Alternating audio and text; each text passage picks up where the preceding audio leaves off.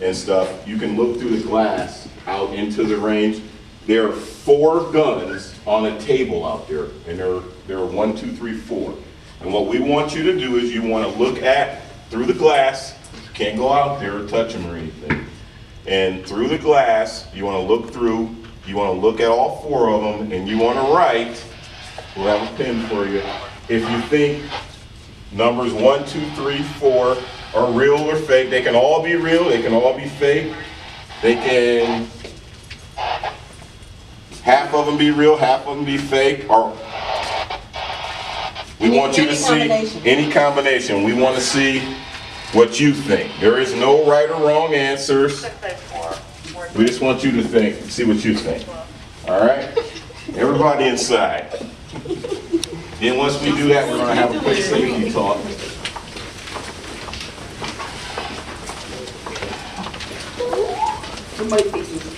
Watch her sandbag, it's losing some of its sand. Involved with the youth program was to build a relationship with the youth. I personally have a personal stake in dealing with the youth. It's a passion of mine, so it doesn't even feel like we're doing work. Myself and Detective Reed have been doing this for about 3 years now, and we've established a pretty good relationship with a lot of the youth in the neighborhood. And we pride ourselves on that. We pride ourselves on the fact that they like to come to us when they have issues, that they feel comfortable talking to us about them, and we help them to work through those issues. So that's what our hopes are. Whenever we gravitate to new people coming into our group, we hope to build a relationship with you guys. We want to break down some of the barriers that we have here within the police and the community, specifically the African American community. It's not a lot of goodwill between the two. A lot of times people are raised believing that the police are against them. And that's something that we want to break down. We've been trying to break that down, like I said, for the past 3 years since we've been working. We both are from, well, we all are from the inner city. And we grew up knowing those stereotypes that everybody hated the police. There wasn't any rhyme or reason to it. That was just how it was. It was just passed on from generation to generation. We see it now being passed on from generation to generation. When I'm in a grocery store in uniform, somebody's like, uh-oh, you've been bad, there go the police. That's instilling in a young person's head that the police are bad, and that's where you go to when you've been bad. It's building up negativity amongst the community, our community, and the police. Again, that's what we're trying to break down. And in light of everything that's been going on in the media, it's kind of heightened that feeling. So we're not doing this to sway anybody's opinion. We want you to develop your own opinions for yourselves, but we want you to see that there's different perspectives on everything that you see on TV. The media reports things with their slant on it. The public that has no idea what the police are up against, they have their own slant on it based on the experiences that they've had with the police. And the police have their slant on it based on our experiences and our subculture. So we want you guys to be exposed to this so that you can make up your own minds. And then when somebody comes to you and they're like, hey, what'd you think about this situation? Well, now you've got this experience behind you, and you can give them some information. You guys right now might be a small group, but you guys are going to talk to 2 people and so on and so forth, and you're going to help spread the word. So educating you is actually educating this community and everybody. That all of you think the people who first go into law enforcement think also. Until you're experienced and until you are introduced to some of these things, how would you ever know them? There was things when I was first in the police academy that I learned in the police academy because I came from the inner city and I had my notions of what interactions with the police were. Like she said, when parents tell their kids that when I'm around, if you're not good, that I'm gonna send him with you, I lean down and I talk to him and I tell him, you're not coming home with me. My kid's old now and I don't do babies. I am not taking you anywhere. But that's what parents do. If you're bad, the police are gonna get you. No, I mean, you shouldn't tell your children stuff like that. Safety rules. This is the Bedford Heights Police Shooting Range. We will be doing no shooting. There is no live ammo. If you've noticed, none of us have our weapons. There is no live ammo on this range. Accidents happen. Accidents happen in training, in police training, in SWAT training. Police officers have died doing training. So we take this very seriously. There is no horseplay. If you're horseplaying, messing around, you're going upstairs to the lobby. We're not even going to discuss it. That's because safety is our #1 concern. Hello, Mayor, how are you today? Greetings, how are you? So that's #1, no horseplay. We're gonna have observers and we're gonna have participants. The participants, you're gonna be out in the hallway. What I would like to implore to you is that please don't discuss the scenario that we do with everybody out in the hallway, because we want everyone to experience it as it's new. If you're out there talking about it, then everybody out there knows what's gonna happen. So let's not discuss it when we're done. We're all gonna discuss it in the end. There are no right or wrong. We're just introducing you to a scenario, all right? There's no right or wrong answers. There's no right or wrong actions. We're gonna discuss the possibilities of every branch that you go off on. Whether you do this, what could happen, what might happen. If you do that, what could happen, what might happen. So we're gonna discuss that, and we're not trying to embarrass anybody or anything. I can tell you as an academy instructor, I have seen everything. I have seen people run, I've seen people ball up in little balls and say, I don't wanna do this anymore. I've seen people quit, and there's nothing wrong with that. This is a job that is not for everybody. And if it's not for you, you should say, this isn't for me, I'm gonna go do something else. That's the best thing that you could ever do. Again, safety, safety, safety. How many people are gonna participate? 1, 2, 3, 4, 5, 6. And you're gonna be observers. All right, as participants, like I said, you're gonna be out in the hallway. We're gonna bring you in one at a time, and we'll explain the scenario. We're using these because we don't want to use it, you know. Yeah. Guns. So this is my, here, back up this way so everybody can see. Come around this way so you can see. So, to shoot him, I'm gonna touch him in the chest. To shoot me, he's gonna touch me in the chest, right? Now, I want the advantage, right? I'm gonna be the bad guy in this instance. I want the advantage, right? So, I'm gonna have mine ready. I'm ready. He's gonna have his at the floor. But, because I'm a nice guy, I'm gonna let him go first. So, my object is to back.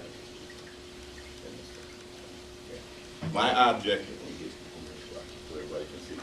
So my object is, I'm gonna be here, and I'm gonna wait for him to go, then all I have to do is reach out and touch him before he touches me. Right? Everybody think I'm good? All I gotta do, mine is already ready. Cocked and loaded. All I gotta do is reach out and touch him, but I'm gonna wait for him to go first.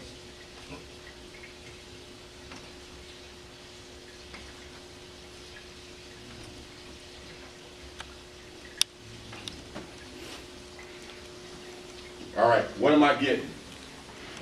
I'm getting hit, right? Shouldn't I be able to touch him with mine almost to his chest before he can touch me with his to the ground? Shouldn't I? Right? Why can't I? Anybody know? Anybody want to try it? Think we're faking it? Because it's not pointed at you, so you can't like. No, mine's pointed at I know him. his isn't pointed at you, so you can't like shoot him. No, you're halfway there, but there's a reason why he's always going to beat me. Anybody want to try?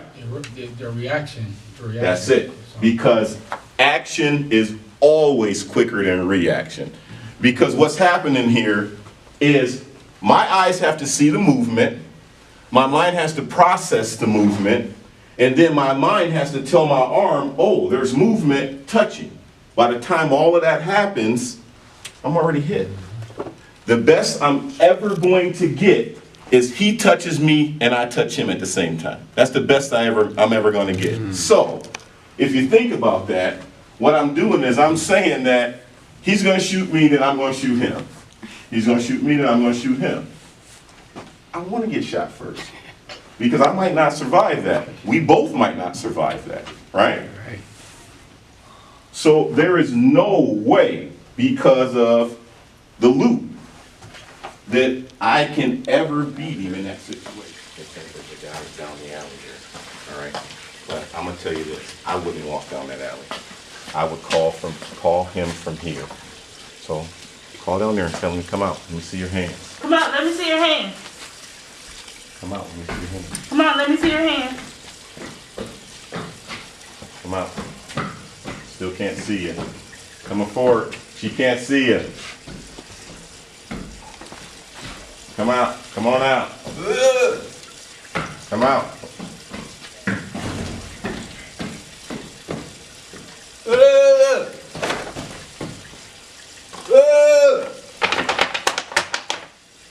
Do you think you're supposed to shoot?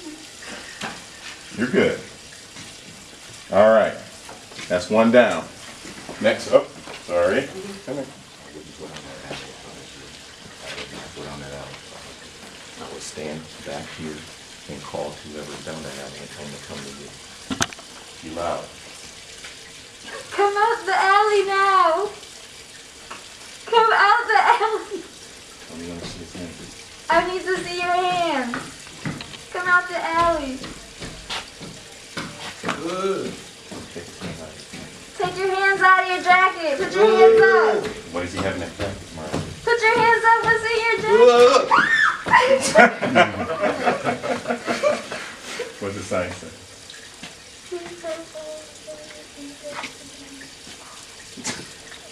What was your gut response? You were going to shoot him, yeah. That's right. Let me see. Next person. We're going to stand out here, call down the alley. Tell the person to come out. All right, you got my back? Come on, come over here so I can get a good angle on you. Yell down there. Tell them to come out and let me see your hands. Come out, let me see your hands. Look down there. Don't go down there. I wouldn't go down there because he might jump on you. You have to wrestle with him. Tell him to let you see your hands. Let me see your Give him hands. commands until you see him.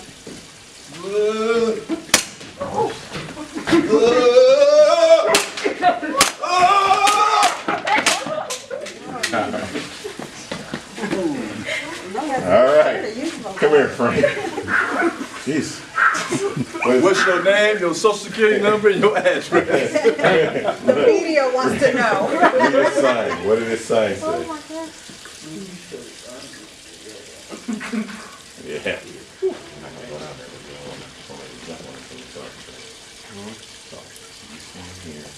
Yell up the alley.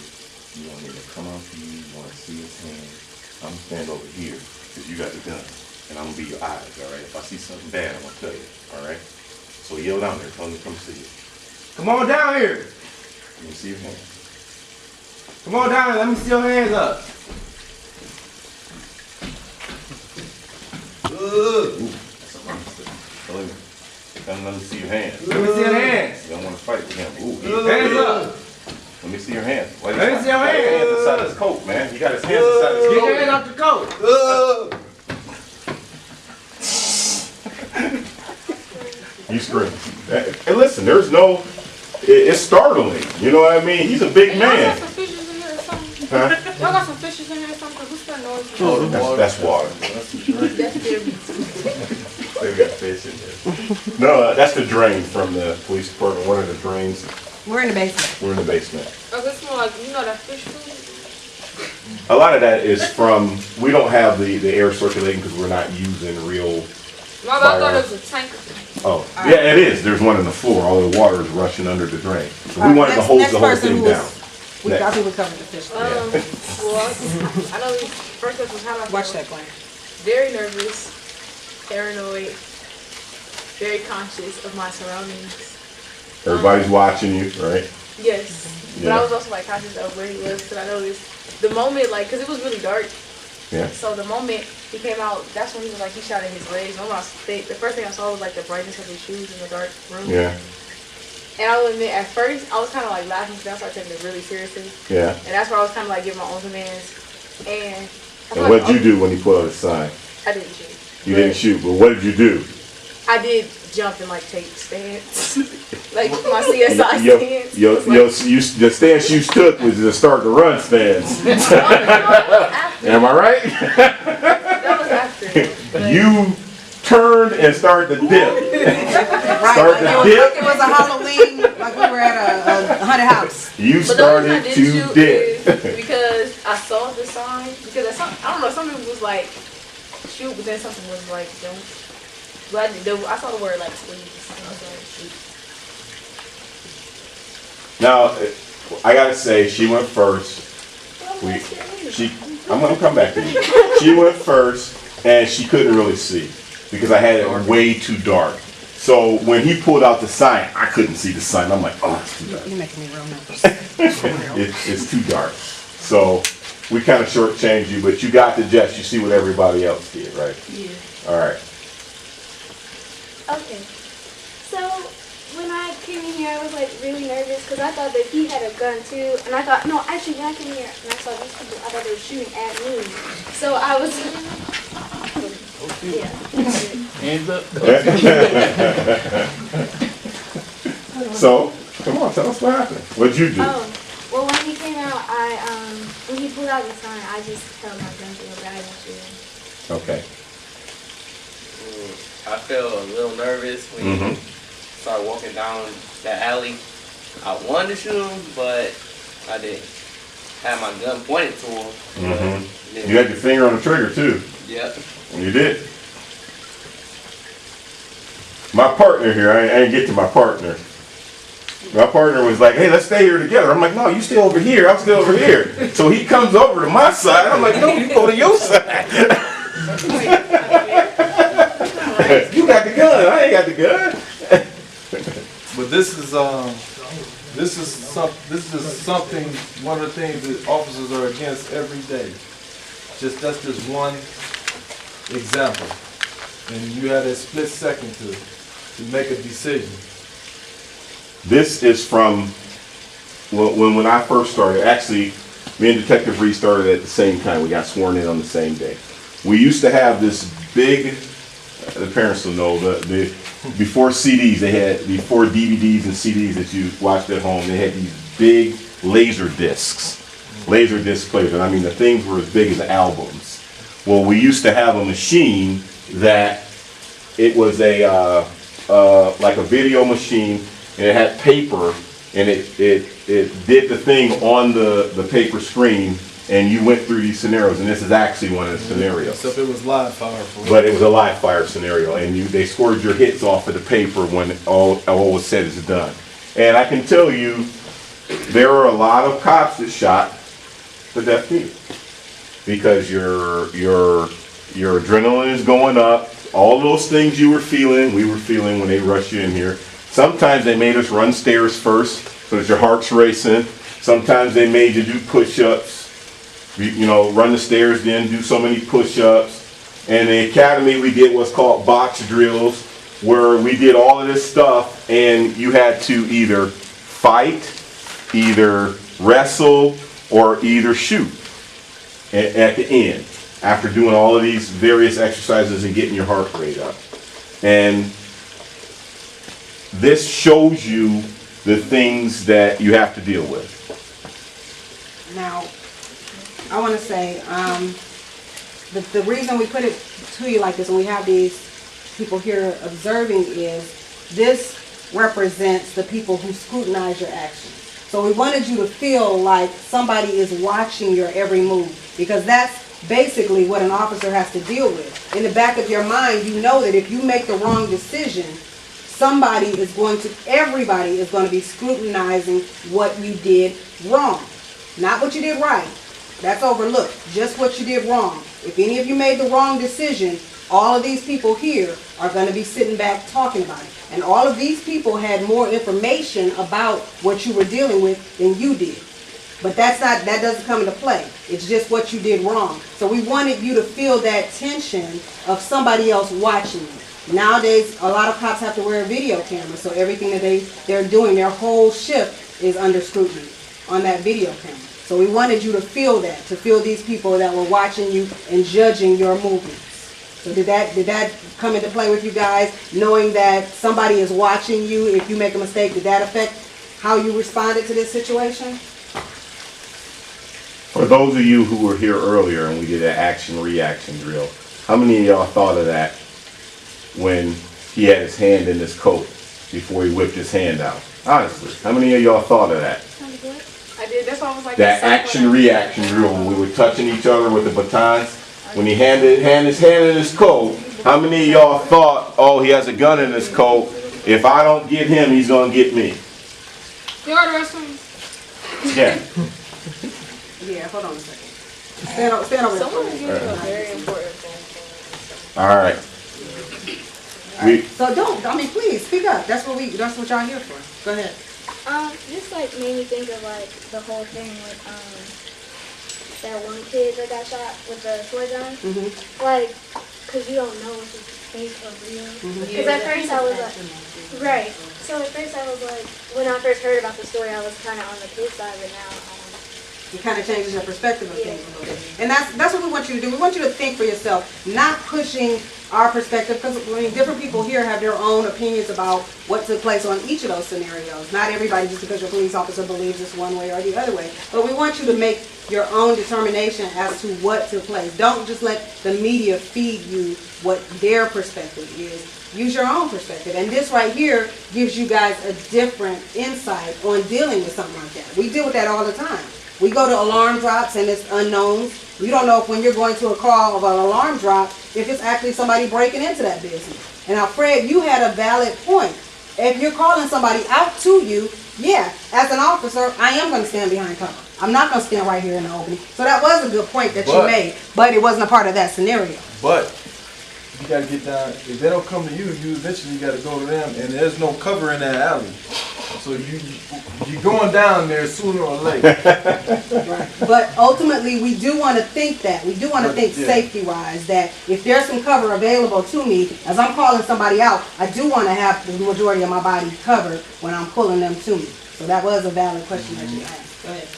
What if he had a gun before he turned the corner and once he saw me, he had shot? That's a possibility. That's a That's a possibility possibility. that we deal with every single day. But would you rather find that out from down here where you can see a little bit down the alley, or would you rather find that out deep in that alley where you couldn't see nothing? No, you go Down here. down the alley and nobody else knows where you are. You get shot and you lay there and you bleed out. You're out here in the open. At least if something happens, it's lit. Somebody can see you and get help to you if necessary. And also, we don't let anybody get within a certain amount of feet of us. You just don't let that happen, especially somebody my size. You don't want to let him get close. And then understand this aspect too. When you're dealing with police, you guys were asking him to show you his hands. How important is that? If you are ever have an encounter with law enforcement, you're going to hear that a lot. They want to see your hands. That should ring true to you right now, how important that is, because you don't know what they're pulling out. Go ahead. also like I didn't think about that scenario. I thought about the whole Ferguson, Missouri thing. I thought about that because we was like, I have to tell him that I need to see his hands. I kind of thought about that because we don't know what happened there. So like, what if he had his hands in his pocket? Because if he put his hands out, I automatically got really scared. And I can understand why somebody would shoot. If I'm walking up to you, he was like stumbling, like he said, like his size, and my hands is in my pocket. I'm just saying, I would understand if somebody wanted to shoot me because I wouldn't want nobody walking up to me like that. Right. See, different situations, like, she can react in a situation a lot differently than I can. Which I mean by, if a guy like me is approaching her and not showing her, not following directions, following her commands, not showing the hands. At some point, she's gonna have to shoot him or mace him.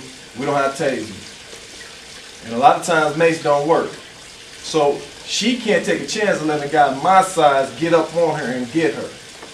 So she can do something that I can't do. Her force continuum could be a lot higher than what mine can be. Think about that when you're interacting with the officers. A lot of people try to size up a smaller cop, but understand that a smaller cop can use a lot more force a lot quicker than somebody his size. So when you're thinking, okay, I can take this cop. A cop Manny's size, and in Cleveland, it's cops your size. And He so has when the there's right. cops inside. Right.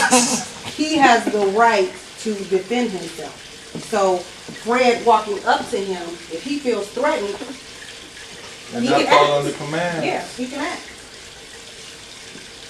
Any questions? What about the observers? You guys? Could you all have had like flashlights in a way, or one of the cops to see in the dark too? Yeah, but I'm gonna tell you this, That and I'm just gonna gives me speak a from target. SWAT. That gives me something to shoot at. Yeah, Yeah. I'm gonna speak from SWAT though. Majority of times when you need your flashlight, you don't have it. I can't tell you how many times we've been on SWAT raids, and you've dipped in a room with a I guy. never have a light. You dipped in a room. I wasn't gonna say his name, but you dipped in the room with a guy, I'm and guilty. he ain't got a light. And I have a light, but I He does. never remember to bring But I my. always bring an extra one and let him use that. What about those glasses that you can see at night? They cost too And much. you hit a civilian. I mean, not to be cold, but oh well. It is what it is. If you're a Friendly police fire. officer and you hit a civilian, Okay, thank you. you have a problem. And if you're in your house, break it in on you and Yeah. start. And it's scary. Yeah. But, I mean, there's people who shot their loved ones. Yeah, right, yeah. This There are people who shot their loved ones in their house. There's people who've gone to jail for that. Yeah. But because of that military training, I would have shot him. Oh, yeah. Oh, yeah. I mean, And we bring our life experiences into this, Yeah. every situation that we deal with. Right.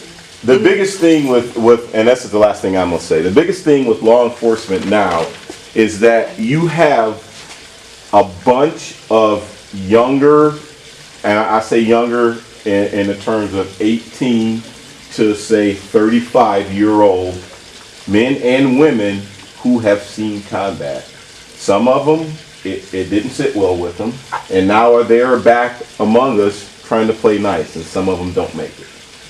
And so that little, I could show you video after video after video of things that went bad for police officers because they failed, they didn't know that the person they were dealing with, whether they were big, small, or whatever, was a specially trained person. And it cost them their life. Because the military trains you very well, right? Yeah. Yeah. So now this, I want to make this point. This whole demonstration that we're doing here is not to advocate the use of guns. It's actually quite the opposite. It's just showing you the different situations that we have to deal with. And then with me showing you those guns and how they look real, some of the fake ones look real, and some of the real ones were disguised as fake ones, it's kind of to try to deter you guys from even playing like that. That's not even a game that you even want to play. So this isn't to advocate the use of guns. It's to kind of give you a different perspective of things and kind of deter you from even putting yourself in that situation. All right. That was a good shot. We want to set up for the next? No, it's almost 7 o'clock. Oh, okay. That's what I said. I figured we were going to get them both down. Okay. Yeah. All right. Anybody got anything? Go ahead. We'll do this another time. Oh, okay, because I was going to say, before staying, can we try the second one? I remember. It's done. It's not fair to have one person do it, not everybody. We'll have a part 2 to this. No, we'll have a part 2. Who else wanted to do the second part? Did anybody want to do another part? We'll But just if we want to do it again. No, we're gonna do it Anybody again. that was interested in doing another scenario. We can do more scenarios. Okay. Come on, I mean, do it next time. I mean, do it next time. No, it's fine. All right. It's So fine. it was worth your while to come down here and go through this? Yes, it's like real colors. Okay. Yeah, next time, bring somebody else with you so they can see. Okay. Now that we've got over the preliminary stuff, it should go a lot quicker. I just want to say, like, you came into the room and the way you was, I'm not trying to advocate the use of a weapon or tell you how to use a weapon, but when you came into the room, the first thing you did was turn it sideways. Too much TV. Yeah, that's TV. That's TV. Yeah, that's TV. So, you showed it. But that's stress. But that's the reaction under stress. That's It's hard what enough to gets you shoot killed. a gun the proper way, Yeah. let alone doing all that twisting that you see on TV. Yeah, that's. Can I just say one thing about the responses? Not to put anyone under the bus or on a plateau, well, kind of on a plateau. I will say this. The response that I agreed with was Nikki. The way you handled yourself in that situation was a good response to that situation because you actually took the time, you reacted, but you still took the time to actually see what was going on and therefore saved a life. So, in my opinion, I appreciated the response that you had for that. He actually addressed the threat with his firearm. He brought it up. He yelled a couple commands, and then when the sign came out, he recognized it was a sign from here when he first cleared the jacket, and he like took an extra step back, but his weapon was still pointed at him, and then he put his weapon down and read the sign. Right. That's what he did. Right. So. There's a whole lot of cops when they did that. No, and I've told you that. Because of fear. Just because we're cops doesn't mean we don't get afraid. So fear comes into play too, but you controlled it. You controlled it, so I commend you for that. You saved his life. You. His finger was in the trigger guard the moment the hand came I'm up. telling your mama.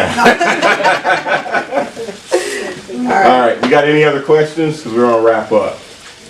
Make sure I get all the masks back, please. Thank We you. appreciate you guys coming out. We will meet back in 2 weeks. What's 2 weeks from today? Somebody give me the date. That's got your, I will be giving you a call that Monday before. Let you know what we're gonna be doing on that next date. Please come through because we will continue a conversation. The 5th? Okay. So, No, On that's a Tuesday? Monday. The 5th is a Monday. the Tuesday, 6th. 6th, yeah. Okay. All right, so I will see you guys on the 6th. I'll give you guys a call and we will follow up from here. And I'll let you know what we're gonna do the next scenario behind this. But I appreciate you all guys all coming out. Give me a second and I'll walk you back up the steps. You Get know shut what, I up. think there's somebody up there